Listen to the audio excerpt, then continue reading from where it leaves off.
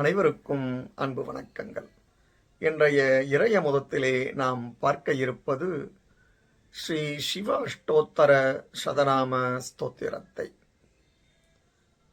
பேச்சுக்கிடையே ஏதோ ஒரு தடவை சிவ என்ற 2 அக்ஷரத்தை அகஸ்மாத்தாக சொல்லிவிட்டாலும் அதுவே சமஸ்த பாபத்தையும் போக்கிவிடும் என்றால், இந்த சிவனின் 108 நாமாக்களை சொன்னால் கிடைக்கும் பலனை என் வாயால் சொல்ல வேண்டுமா என்ன? சத்தியங்களுக்கெல்லாம் மேலான சத்தியமாக பிராணத்தியாக சமயத்திலே சாக்ஷாத் பரதேவதை சொன்னதாக சுகாச்சாரியார் வாயினால் வந்திருக்கிற வாக்கியம் இது.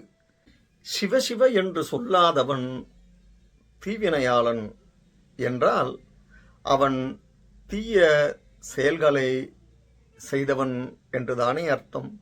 இந்த சிவநாமாக்களை சொல்லிவிட்டால் அந்த தடைகள் யாவும் நம்மை விட்டு விலகிவிடும். பிறகு மோட்ச பர்யந்தம் நாம் நினைக்கும் நல்ல காரியங்கள் அனைத்தும் சித்தியாகும். வாருங்கள் இப்பொழுது அந்த சிவ அஷ்டோத்தர சதநாம ஸ்தோத்திரங்களை பார்ப்போம். சிவோ மகேஸ்வர சம்புஹு பினாகி சசிசேகரஹ வாமதேவோ விரூபாக்ஷஹ கபர்தி நீலலோகிதஹ சங்கரः शूलपाणिश्च खड्वाङ्गी विष्णुवल्लभः शिबिविष्टोऽम्बिकानाथः श्रीकण्ठो भक्तवत्सलः भवः सर्वस्त्रिलोकेशः शितिकण्ठः शिवप्रियः उग्रः कपाली कामारी अन्धकासुरसूदनः गंगाधरो ललाटाक्षः कालकालकृपानिधिः भीमः परशुहस्तश्च मृगपाणिर्जटाधरः कैलासवासी कवची कठोरस्त्रिपुरान्धकः वृषाङ्की वृषभारूढो भस्मोद्धूलितविग्रहः सामप्रियस्वरमयः त्रयीमूर्तिरनीश्वरः सर्वज्ञः परमात्मा च सोमसूर्याग्निलोचनः हविर्यज्ञमयः सोमः पञ्चवक्त्रसदाशिवः विश्वेश्वरो वीरभद्रो गणनाथः प्रजापतिः हिरण्यरेता दुर्धर्षो